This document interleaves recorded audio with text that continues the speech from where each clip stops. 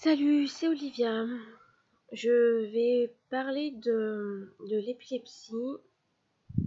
C'est un sujet qui me tient personnellement à cœur parce que je suis touchée indirectement par cette pathologie caractéristique. L'un de mes enfants, mon fils aîné, manifeste des crises épileptiques et j'ai besoin d'en parler sur ma chaîne, j'ai besoin d'en parler ouvertement euh, pour, pour que des personnes soit puissent se reconnaître au travers de mon histoire, soit pour que des personnes qui ont été confrontées à l'épilepsie, indirectement ou directement, éventuellement puissent témoigner de leur expérience ou me noter un petit commentaire ou enfin voilà me faire un signe.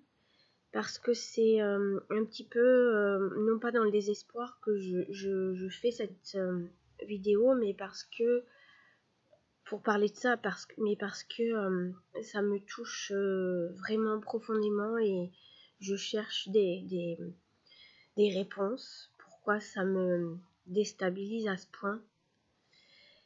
Alors voilà, pour commencer par le début, mon fils de 11 ans bientôt manifeste des crises épileptiques depuis fin 2019. Sur 20, 21, 22, presque 3 ans en fait.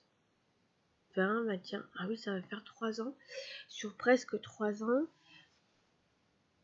on va dire qu'il y a peut-être une vingtaine, un peu moins d'une vingtaine de manifestations. Alors pourquoi je dis manifestation épileptique ou crise d'épilepsie? Parce que je me refuse à dire que mon fils, mon enfant est épileptique. Je n'ai pas envie de le mettre dans une étiquette comme toute pathologie aujourd'hui qu'on n'arrive pas à décoder, à guérir, à traiter, si ce n'est que par des traitements, palliatifs ou peut-être des traitements, pour rassurer les parents ou rassurer la conscience collective ou rassurer peut-être les médecins aussi eux-mêmes. Je sais pas trop, mais bon, ça c'est une autre histoire. Cela dit, voilà, je n'ai pas envie de le caler dans une étiquette. Je vais vraiment parler de mon expérience et de la sienne et comment je vis ça. Il y a 2 semaines exactement, voilà, il a refait une crise. Et depuis, j'ai de nouveau, il y a quelque chose à chaque fois un bout de moi qui s'enlève, qui part. Je sais pas comment expliquer ça, mais voir mon fils, mon enfant, dans cet état, ça me bouleverse, ça me retourne le cœur. Ça me bouleverse, je mets presque 3 jours pour m'en remettre. C'est comme s'il y avait quelque chose de moi qui partait, comme si...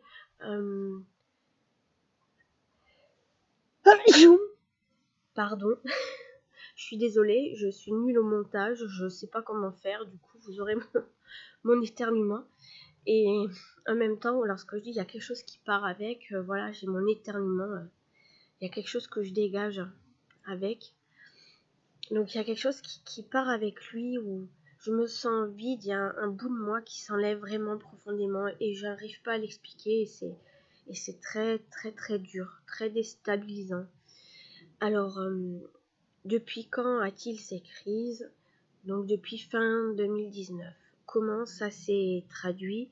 Pour lui, ça s'est traduit de la manière suivante.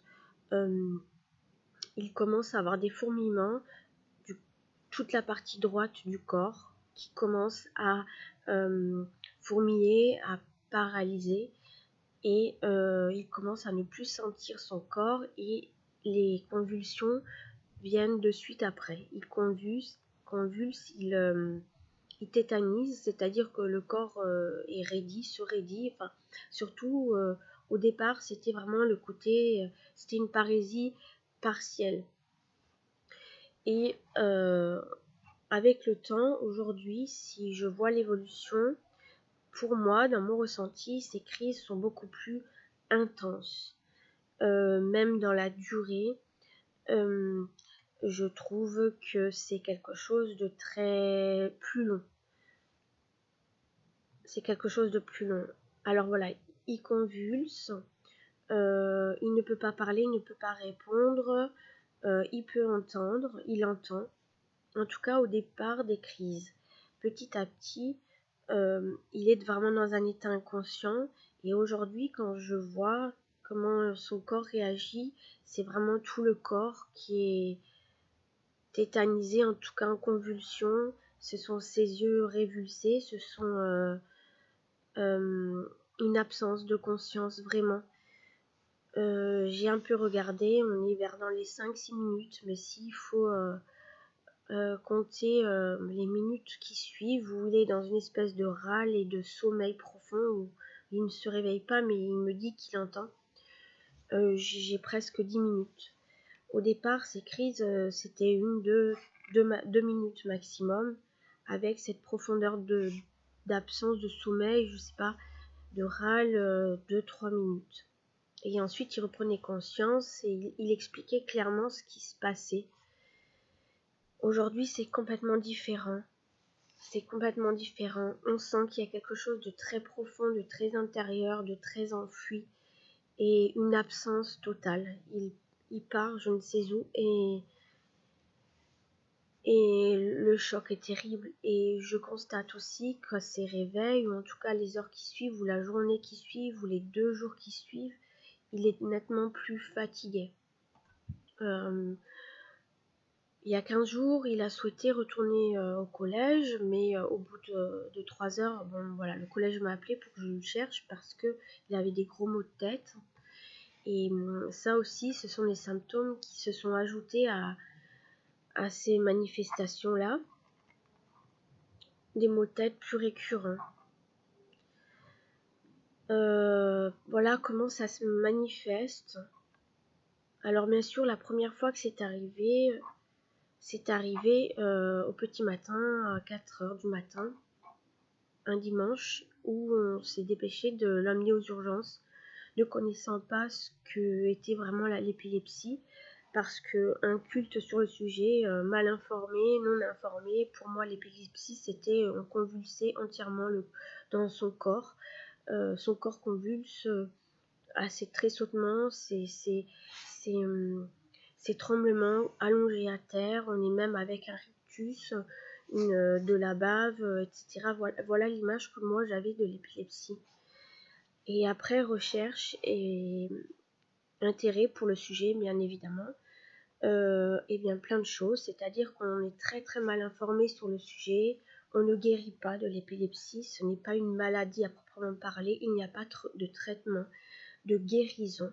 Il y a des traitements que moi je dis palliatifs, ou en tout cas qui peuvent arrêter les crises, qui peuvent diminuer les symptômes de crise, mais pas faire disparaître la crise, puisqu'il y a des traitements pour lesquels les crises vont disparaître au cours de la durée du traitement, mais elles vont réapparaître plus ou moins intensivement, je dirais, après. Donc, bien entendu, après les urgences, tout un panel d'examens a été pratiqué pour mon enfant. Et il s'avère que oui, il y a une légère activité cérébrale côté droit ou gauche, je ne me rappelle plus, puisque la partie opposée du cerveau contrôle la partie opposée du corps. Et donc comment dire, cette activité cérébrale, voilà, montre une légère épilepsie. Ça parle vraiment d'épilepsie. Il n'y a pas de lésion à son cerveau, mais prochainement il aura à nouveau un examen à faire au niveau d'un encéphalo, etc., pour voir où ça en est, pour voir un suivi, car il n'en a pas eu depuis la première fois. Et puisque les crises étaient très très espacées, il n'est pas sous traitement. Nous avons refusé, nous, en tant que parents, de lui donner ce traitement très lourd sur lequel on s'est renseigné, sur lequel on a fait des recherches, dans le sens où c'est un traitement de cheval, puisqu'il y a des sacrés effets secondaires avec lesquels on n'est pas du tout en accord. Moi, j'ai vu un peu ça comme un traitement de chiméo, dans le sens où les effets secondaires ne sont pas sans conséquence. C'est-à-dire que c'est vraiment à prendre en compte. Alors oui, on va guérir, on va pallier à quelque chose, à une pathologie, mais à côté de ça, il y a autre chose qui se déclare. Bon, après, c'est un choix. Nous, le choix, ça a été de ne pas lui donner ce traitement de cheval, parce que il y avait bien spécifié aussi dessus que à l'arrêt du traitement, les crises pouvaient se manifester à nouveau et de façon beaucoup plus violente, ce qui était déjà hors de question de le soumettre à ça. Voilà. Donc on a vu l'évolution sur ces quelques années. On est passé par des traitements bio, par des traitements homéo, enfin voilà, toutes sortes de choses qui apaisent et qui calment l'esprit, qui calment l'émotionnel, et qui l'aide à être moins agité. Pourquoi je fais ce lien-là? Parce que pour moi, l'épilepsie, comme toute pathologie, c'est vraiment mon approche, hein, comme la spasmophilie, la crise de spasmophilie, de tétanie, comme l'asthme, comme en tout cas tout ce qui est lié à quelque chose qu'on ne peut pas expliquer clairement, que la science, que la médecine n'explique pas clairement, et qui est vraiment lié à l'esprit, à l'état d'esprit, à l'émotionnel. Pour moi, c'est vraiment relié à ce qui est à l'intérieur de soi, relié dans son corps à ses émotions. Et pour cause, en étudiant, parce que je tiens un carnet de bord pour mon fils et je note toutes les périodes, etc., de comment ça s'est passé, à quel moment.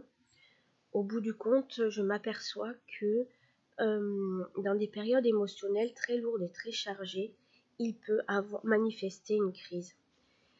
Ces crises ne se manifestent jamais la journée. Elles se produisent constamment la nuit, entre 3h et 6h du matin aujourd'hui. Au départ, c'était vraiment entre 3, 4, 5 heures.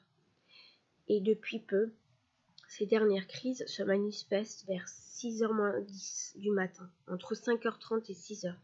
Il y a une évolution dans la manifestation, le temps. Si on compte le changement horaire, j'ai envie de dire, on reste dans une fourchette horaire de 3 à 6h du matin. Ce que je veux dire par là, c'est que ces crises se manifestent à chaque fois qu'il est dans un lâcher-prise. C'est-à-dire que la nuit, quand on dort, on est normalement dans un lâcher-prise, le cerveau est au repos, mais de conscience, je dirais, mais il travaille toujours. Et pour mon enfant, son cerveau travaille constamment. Il ne le laisse jamais en repos. C'est un garçon hyper sensible qui capte très vite les choses, très vite les gens, et qui peut faire des petits malaises émotionnels parce que l'environnement est trop chargé, trop surchargé. Lorsqu'il est dans des moments, des périodes émotionnelles très fortes, qu'elles soient agréables ou désagréables, et bien souvent il y a une manifestation épileptique qui va suivre. Et lorsque moi je sens ça, que peut-être il y en a une, voilà, je discute beaucoup avec lui pour l'aider à s'extérioriser, parce que c'est aussi un enfant qui n'exprime pas, qui face à la frustration ou face aux émotions, il y a vraiment un débordement, que ce soit agréable ou désagréable d'ailleurs. Donc en parlant avec lui, ça permet de l'alléger dans son esprit aussi. Il est vraiment dans des périodes alors très agitées, mais vraiment très agitées. Comment ça se caractérise? C'est que il peut avoir il va faire peut-être les 100 pas, parler dans sa tête pour lui-même, enfin parler à haute voix. Enfin, ça montre un petit peu comme des caractéristiques autistiques, où voilà, on est dans des comportements où on va être dans sa bulle, où il va être dans sa bulle, où il va être dans ce qu'on appelle des flappies, avec par exemple, ça va être taper dans les mains, taper dans les mains, faire des gestes, voilà. Quelque chose qui va le canaliser, le recentrer sur lui dans ce geste, dans ce mouvement, dans ces allers-retours. Mais paradoxalement, à l'extérieur, quand on le voit, quand on le perçoit, quand on le vit, c'est quelque chose de très agité. Donc on peut le ressentir, je le ressens vraiment intérieurement très agité, très anxieux, très angoissé. Alors bien sûr, à côté de ça, il y a plein de choses qui peuvent pallier à cet apaisement. Il peut y avoir le sport, alors il est réfractaire à toute activité extérieure. Pourtant, c'est un garçon très curieux de tout qui aime, mais il n'aime pas être seul, il n'aime pas être confronté à l'inconnu, comme beaucoup d'entre nous d'ailleurs. Mais voilà, c'est lui qui décide, il est vraiment toc toc toc, hein, c'est un tempérament bien trempé qui tient dur comme frère, j'allais dire, oui, parce qu'il a un frère aussi, et que parfois ça fait un croche, mais ce que je veux dire par là, c'est que il sait ce qu'il veut et il sait ce qu'il ne veut pas. Et cela depuis toujours. C'est-à-dire que moi, avec mon fils aîné, j'ai toujours une approche très particulière avec lui. C'est-à-dire que je le ressens profondément et je l'entends. Même quand il ne parle pas, je l'entends, je le comprends. Ça ne veut pas dire que j'accepte tous ses comportements, toutes ses attitudes, parce que bien souvent, moi-même, ça me dépasse. Et je sors de mes gonds. Je crie, j'engueule, enfin voilà, je veux dire, je suis maman, je suis être humain, mais voilà, c'est très très compliqué, tout ça ensemble, c'est très compliqué, et lui en tant qu'enfant, et lui en tant qu'individu, et lui en tant qu'authenticité, en tant qu'un original, et lui avec tous ces facteurs, ces éléments, agréables ou non, et pour ma part, pareil, et moi en tant que maman, en tant que femme, en tant que fille avant, quand enfant avant, enfin voilà, on compose tous, je compose avec tout ça, et voilà, d'où la complexité. Cela dit, ces cris se manifestent donc toujours la nuit et ne sont donc pas handicapantes pour lui la journée.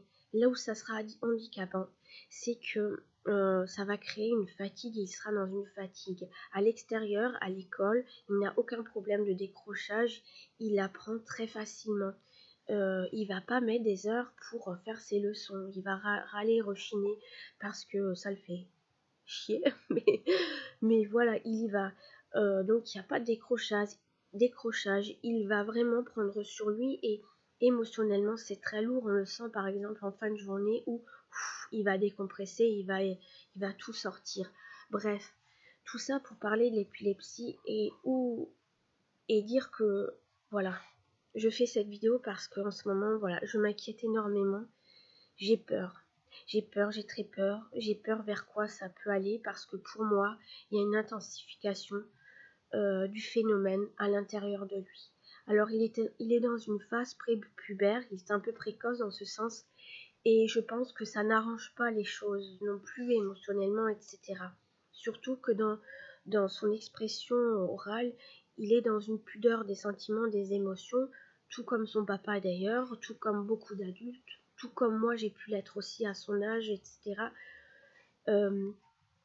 Mais il y a vraiment quelque chose qui s'exprime à l'intérieur et ça fait très peur quand ça se manifeste en épilepsie. Alors aujourd'hui médicalement, voilà, on ne sait pas trop, hein. On ne sait pas trop, je ne sais pas tout.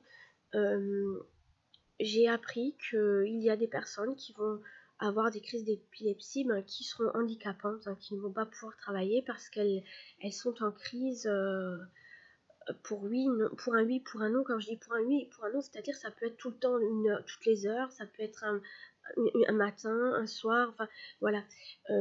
J'ai eu un exemple, par exemple, une jeune femme qui manifestait des crises à chaque fois qu'elle se retrouvait en haut d'un escalier. Lorsqu'elle devait descendre un escalier, à chaque fois, voilà, elle était en crise.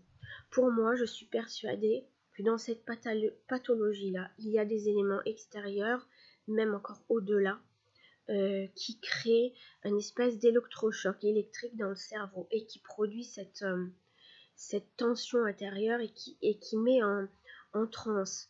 Parce que j'aimerais vraiment mettre le doigt là-dessus, c'est que les Amérindiens, ou en tout cas les tribus, comment dire, elles étaient en épilepsie. Ce que je veux dire par là, c'est qu'elles étaient en transe. La transe, c'est vraiment des moments où le corps est en convulsion et où l'esprit est dans un ailleurs. Et j'associe vraiment l'épilepsie à, à cette transe, d'ailleurs à certains psychotropes ou certains médicaments, je ne sais comment on peut les appeler, comment ils se définissent d'ailleurs, hein, je connais pas tout, qui rendent en transe, qui mettent dans un état vraiment, j'ai vraiment envie de dire plus que second.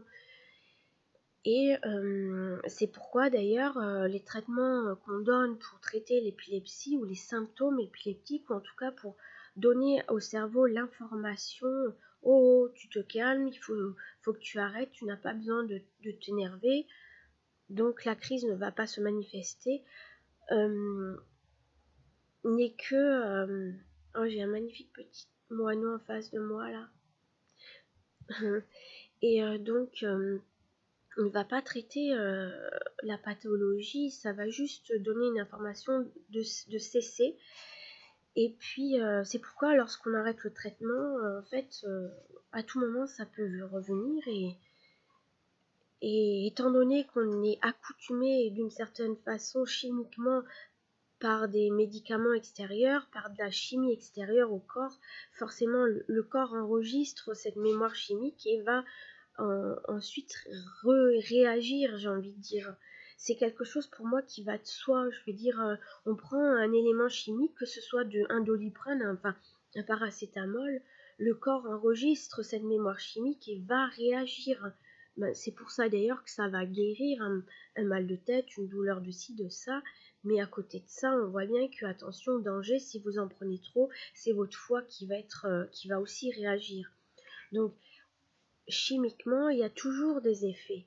Donc, je suis anti-traitement pour le moment épileptique. Voilà, anti-épileptique. Et surtout, c'est pas comme si, effectivement, je reconsidérerais la question si ça arrivait tous les jours, à chaque heure, si ça devenait handicapant. Enfin, voilà. C'est vraiment, je vis au jour le jour cette évolution pour mon enfant. Mais c'est vraiment, vraiment très, très dur. Et je ne sais pas pourquoi. Le plus dur, c'est pour lui. Bah pour moi, mais je ne comprends pas pourquoi ça m'enlève. Je suis à côté de lui et maintenant il a pris de la masse, de l'ossature, de la corpulence. Il est dans cette phase aussi prépubère, c'est un petit homme, quoi, un petit homme. Et à côté de lui, c'est plus un petit bout, quoi. Et j'ai peut-être cette sensation de plus pouvoir protéger mon enfant en tant que mère. Et ça, c'est très très très dur. Je pense qu'il y a de ça, puisque ça m'émeut du coup. Je suis désolée. Donc voilà. Vraiment parler de ça. Donc pour le moment, voilà, si vous avez des témoignages ou quelque chose, vous pouvez m'écrire un mail aussi, échanger, un commentaire. Voilà, bon, je vais arrêter la vidéo là, et